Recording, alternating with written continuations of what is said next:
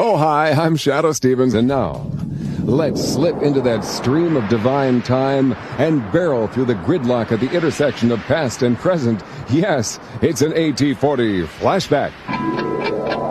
And this is a very special flashback indeed. We'll travel the musical mists not back to a specific Billboard chart, but to a grand event. An event that gave its name to an entire generation. Some call it history's greatest musical gathering. It was billed as 3 days of peace, love, and music for 100,000 ticket holders who paid only $18 each. But 400,000 people showed, and it became a free concert. It happened 20 years ago on August 15th, 16th, and 17th in Bethel, New York on Max Yasgur's farm, 50 miles outside the town of Woodstock. Well, come on, all of you big strong men. Uncle Sam needs your help again. Got himself in a terrible jam way down yonder in Vietnam. Freedom, freedom, freedom, freedom.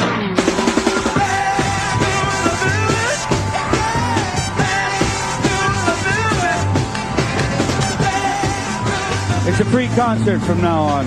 We've had thousands and thousands of people come here today.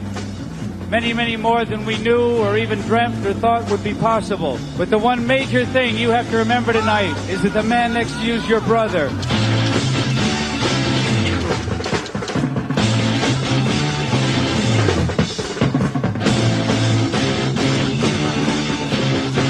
It's getting to the point where I'm no fun anymore. I'm sorry. Stevie, feel me, touch me, heal me.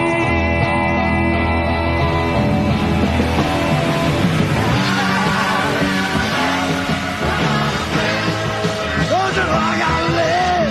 I gotta live to know my dream. Good morning. What we have in mind is breakfast in bed for 400,000. On his farm we are, Mr. Max Yasgur. I'm a farmer. I don't know how to speak to 20 people at one time, let alone a crowd like this.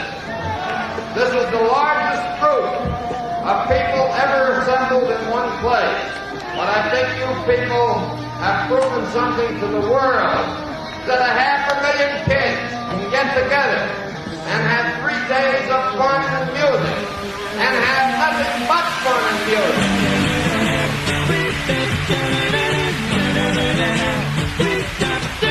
Those were the sights and sounds 20 years ago at the Woodstock Music and Arts Fair. The talent lineup read like a who's who of 60s rock. We heard the music of Country Joe and the Fish, Richie Havens, Sly and the Family Stone, Santana, Crosby, Stills and Nash, The Who, Joe Cocker, and Jimi Hendrix. And many more were there. Woodstock was more than a concert. It was a symbol and an ideal of a generation coming together. And that's an AT40 flashback. I'm Mark Elliott, in for Casey Kasem. Now, as we roll into the second hour of our survey, we'll go back 20 years to an historic music festival that drew 400,000 people and turned a cow pasture into a field of dreams. Details coming up. Casey's Coast to Coast.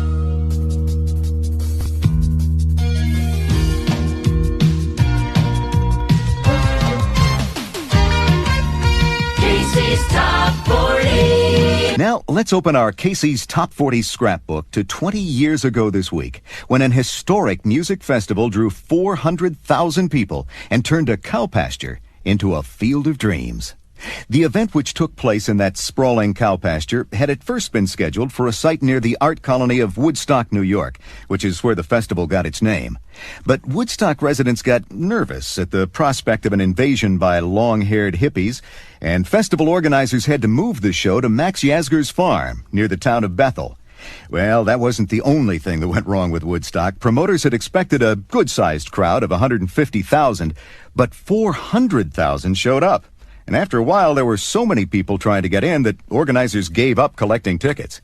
Then the rains came, turning the field into a soupy brown mess and the audience into one big group of wet rock and rollers. But no one seemed to care, and none of the problems seemed to matter. Nothing was important except the moment, the message, and the music, played by some of the greatest names in rock history. The Who, Jefferson Airplane, Jimi Hendrix, Sly and the Family Stone, Janis Joplin, Creedence Clearwater Revival, The Grateful Dead, Santana, and many more. Today, 20 years later, folks who were there fondly recall the psychedelic clothes, the long hair, and the sometimes bizarre behavior of the young people who gathered at Woodstock. But they say the optimistic spirit of peace and love is what they remember best. The spirit of a city built on rock and roll in the midst of a field of dreams. And that's a page from the Casey's Top 40 Scrapbook, a look back at August of 1969 and the Woodstock Music and Art Fair, a rock and roll happening 20 years ago this week. Now, on with the countdown. Casey's Coast to Coast. Casey's Top 40. I'm Casey Kasem on Casey's Top 40.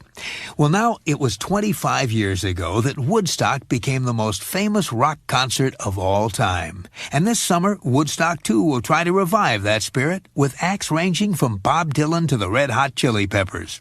It was back in August of 1969 that the historic concert was held, not in the town of Woodstock, New York, but in nearby Bethel. It was a huge outdoor festival held on a farm owned by a man named Max Yasgur. For 3 days, acts like the Jefferson Airplane, Janis Joplin, The Who, and the Grateful Dead performed for hundreds of thousands of fans. And in the process, Woodstock became a legend. Well, this summer marks the 25th anniversary of Woodstock, and not surprisingly, a group of promoters has created Woodstock 2 to pay homage to the original. It won't be in exactly the same place. This time, Woodstock will be held in nearby Saugerties, New York.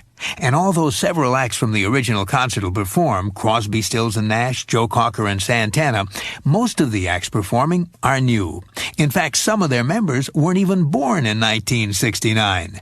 On the bill this year will be veterans like Bob Dylan, the Neville Brothers, Aerosmith, and the Allman Brothers Band. But there'll also be hot new groups like Red Hot Chili Peppers, the Cranberries, Alice in Chains, Porno for Pyros, Cypress Hill, and Henry Rollins Band. And just to mix things up a bit, there'll be reggae star Jimmy Cliff and country legend Johnny Cash. The 25th anniversary of Woodstock will take place on August 13th and 14th. And unlike tickets for the original, which were about $20 for the 3 days of music, tickets for this year's show will run $135 for 2 days.